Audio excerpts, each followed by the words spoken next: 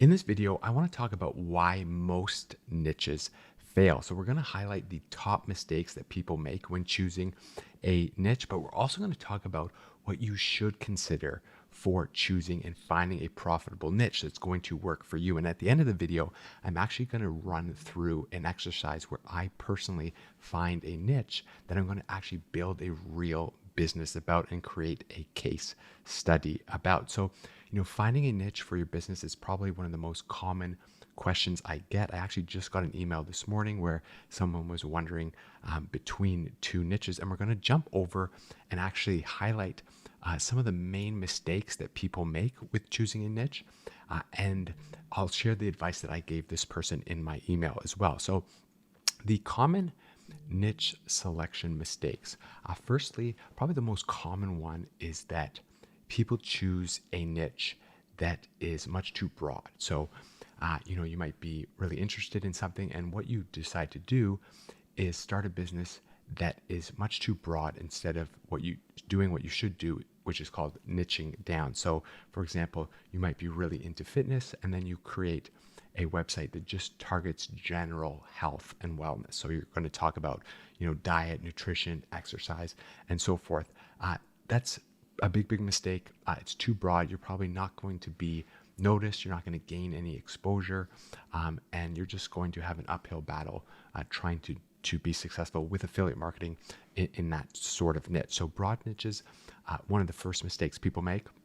Second one, which is maybe even more important, is ignoring passion. So what would you do if you couldn't fail? You need to ask yourself that question and then put a realistic time frame on that, and you can really get what you want, really build the business that is right for you. So I think passion should be really focused on. You want to choose a niche that you can become obsessed with. If you go out and you look at all these websites that are doing extremely well with affiliate marketing and these YouTube channels and so on, the people that are crushing it are super into their niche. They've been doing it for years, and they've built up this brand and this business around something that they are passionate about. I guarantee you that you will most likely have better results. This is just my opinion, if you focus on something that you are passionate about. And then when you talk about profitability, you kind of wonder, does it really matter? There are so many niches out there, so many ways to be profitable online. Focusing on profitability as a beginner instead of focusing on your passion, I think, is a big mistake. The email that I shared with the person earlier that I mentioned, one idea that came to my mind was that if you're really into gardening and that's your passion and you want to build a business about it, but you discover that, the earnings aren't as high as maybe a niche that's in the finance niche, like investing in the stock market, and you discover that that's way more profitable. You, as a gardener who knows everything about gardening, will never be successful building a business about the stock market if you're not passionate about it. So profitability, it almost doesn't really matter. You're sort of stuck with what you're passionate about. If you're just into gardening, you're an epic gardener, you love everything about it, you're going to have to just settle on the fact that you can only potentially make 5 to 10% on gardening equipment, and then your market and the products that you sell and promote as an affiliate are just not as profitable on a sort of one-to-one basis as someone who's potentially in the finance niche that can sell, larger, more expensive types of products. So profitability as a beginner, in my opinion, don't worry about that. Focus on something you're really passionate about and make sure you niche down. So let's talk about this niching down component, which is really important to do. Once you find something you're passionate about, you probably need to niche down a bit. So for this, I thought we'd just jump over to actually my course that I have. So if you're interested in learning more about affiliate marketing, below this video, you can jump over and take my advanced training. It's a 4-part video course that talks more about the affiliate marketing system that I use. And then I actually do have a course as well. So we're in the course here, we're in module 3. And to explain niching down, I thought I'd just come to this page. So niching down basically means you want to move from a broad category to something more specific. So you move from category to specific market to specific customer and then 2 specific pain points. Now, in every situation, you don't need to niche down all this way, but this is just sort of an example. So let's run through a few examples here. So I mentioned stocks.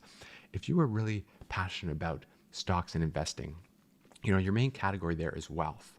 And then within the wealth category, there is, the topic of investing. But you probably don't want to create a website all about investing where you talk about real estate, stocks, um, cryptocurrencies and all that kind of thing. You want to niche down and maybe target a specific person and then a specific pain point, or, just niche down further into investing and maybe just talk about real estate and so on. The puppy niche, so that's relationships, and then pets. You don't want to create a website or a business that just talks about pets. That's way too broad. Focus on a person, a first-time dog owner, and a specific problem or a specific type of dog owner, like a French bulldog owner. Golf, another one. We'll just run through this one. You don't want to create a website that just targets and discusses everything related to golf. So golf instruction, golf courses, golf memberships, golf equipment, and so on. You might want to target a specific person, like an intermediate golfer, and then how to improve their mental game and so on. So those are just some examples of niching down, and it's probably something you will want to learn and practice. So if you're coming up with some of these ideas, see if you can break it down into category, specific market, specific customer, and then specific pain points. And the main reason is that if you can talk to someone who has specific pain points and relate to them, you're going to be able to gain traction quicker online, and you're going to be so much more relatable. Someone who has a specific pain points can come to your website, see your unique stories and your unique voice and how you present your material, and you're going to talk directly to certain people, and your conversion rates are going to be so much higher that just overall it's a better thing to do to avoid a big competition, a broad niche, and then to really target a specific person where your conversion rates are higher. So niching down is certainly something you will want to do, and it's a mistake if you don't. Now, further along about this point about aligning passion with profits, I have this sort of chart here on the screen right now, and you might be thinking, what the hell is that? So let me explain. So I'm going to jump over to my course in Module 8. It's where we just have extra lessons. Sometimes they're about mindset and things of that nature, or just updates and so on. And I want to talk about this idea of the process of wealth creation. And I got this from the marketer Alex Hormozi. He's an excellent marketer that talks all about various types of business building, mindset, content creation, and so on. Not specifically about affiliate marketing, but I wanted to share this lesson that I got from him. And basically, this is the exact path that I personally took. And I think it's important to think about this process of wealth creation when you're talking about choosing a niche. So the process goes, you move from points 1, 2, 3, 4, and 5. So point 1 on the chart is called uninformed optimism. So this is like when you get super excited, you learn about affiliate marketing, or maybe you buy a course, or you want to get started, and you're uninformed, but you're optimistic about the journey on hand. And then you sort of roll down and you scroll down to point number 2, and that's called informed pessimism. So that's when you realize, okay, this isn't a get rich quick thing. I actually have to do work. I see all these YouTube videos of people telling me I can make $10,000 in 90 days. And then you realize that that's just not true. And it's not going to be the case. And you realize that there's a lot of work that you actually need to do. You need to find a niche. You need to research keywords. You need to build out your brand and everything and so on. So you become informed pessimism there, realizing that, oh man, there's a lot of work. And then you get down to number 3, which Alex calls like the valley of despair, where you've got so much work to do, you feel overwhelmed, you might get sick, life comes around, and then you quit. And what happens here is you quit and you go to the left and you start a new venture. So you quit affiliate marketing, and then you're going to start doing some Amazon business, and you start again, and you're over at point 1 where you're optimistic, uninformed optimism, and you're great. And then, you scroll down to the valley of despair again when you realize how much work is involved in a business. But if you could move from 3 to 4, where you're informed optimism, so you actually get through the hard work and you see some traction and you see your business progressing, then you can move on to 5. And this time frame, it might take you a while, it might take you, up to a year or several years to sort of get there. But the reason I'm sharing this with you is that if you actually are doing a business and have a niche that you are really, really passionate about, this whole process of creating wealth from your online business is just going to be so much easier. You're going to get down into the valley of despair, point 3 there. And if you're involved in a business, if you're a gardener and you're doing a business about stock investing, which you are not passionate about, you are going to quit and boom, you're going to go start a new venture and you're going to just repeat that whole process. So choosing a niche that you're passionate about, it's going to help you be able to get to point 3 and scale up to 4 and then become successful. So that's sort of what I wanted to get at there in terms of aligning your passion with profits, or just becoming passionate or choosing a niche that you are passionate about. It's going to help you kind of get to this success point, because anytime you start any new venture or any new business, anything, you're always pumped, and then everything gets worse. Your life gets worse. You get busy. You have to realize the things you need to do. And suddenly, like, you tweak your back. Life just gets hard when you start something new. If you're doing something that you're passionate about, it's going to be much, much easier for you. Okay, so let me talk. What I promised you at the beginning of the video is my brainstorming exercise, how I would find a niche that I am super passionate about. And then I'm going to run through and actually reveal that niche and tell you that I'm going to start a case study about this whole niche. So I have a brainstorming example that I'll link to below this video as well. It brings up this page here on Workflowy. And what you want to do is you want to run through these sort of 6 questions that I have here. I'm going to just quickly do it right now. So do this exercise yourself, pause the video or do this after, and just ask yourself these questions, and you're going to come up with topics that you can consider as good niches for you. So firstly, what do you talk to people about, or what do you watch on YouTube a lot? So for me, it's Tesla, it's stocks, and it's motivational videos. And recently it's been much more about stocks and investing. So what kind of books do you read? So I read sort of like motivational stoic kind of books, The Obstacle Is the Way, and I've actually just ordered more books on investing. So investing is something that I've been watching a lot about YouTube, and I've been reading a lot of books about. So what hobbies do you have? I play golf. I do some gardening and housework around, and then I have a French bulldog that is something I take care of my dog every day. So those are some hobbies that I have. What problems do you currently have? So if you have a problem right now, you can potentially turn that into a business. You might solve your problem, and then you might become really passionate about it. So I do have a sore back that I've been working on, and I've actually improved it a lot through a course. So maybe, if I really, really found success and I was into that, and maybe I had experience in kinesiology and all that kind of stuff, then maybe I can do that. Lastly, what do you have experience in? So personally, I do affiliate marketing, building websites, local search engine optimization. I help some local businesses start their businesses, and then I went to school for marine engineering. So if you have experience in something that's you might be able to start your business based on something that you have experience in. And then what products do you buy? So go to your Amazon account or just look at your past purchases over the past year. If you buy something that you might be really, really passionate about that, and you might be able to build a business about that. So these are just some of the things that I personally bought. So from that list, perhaps we can come over here and I can just talk about some examples from that list and sort of reveal the niche that I'm going to get involved with. So from that list, we had stocks, we had French bulldog, and we had golf. Okay, so we'll start over here with golf. I'm really passionate about golf, but I haven't really played it enough in the last few years. I've got a young family, and I have a golf simulator. So I think I'd love to build a business about golf simulators. So I would be able to niche down into like in-home golf equipment.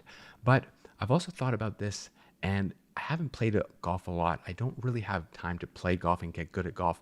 And I don't really want to mix something like a pleasure of mine with business. So sometimes, you don't want to create a business about a fun activity that you do. So I think I'm going to eliminate golf. Next thing was French Bulldog. So I have a French Bulldog, and I've researched French Bulldog treats, dog food, and everything online. I know there's other websites about them. I know that I could basically answer any question that I previously had or any other question that would come up about French Bulldogs. I can create an amazing resource about this French Bulldog. But what you want to do these days is also build a brand. And I've looked into, moving beyond just creating a informational website and more about, maybe branching out into some other channels like YouTube, for example.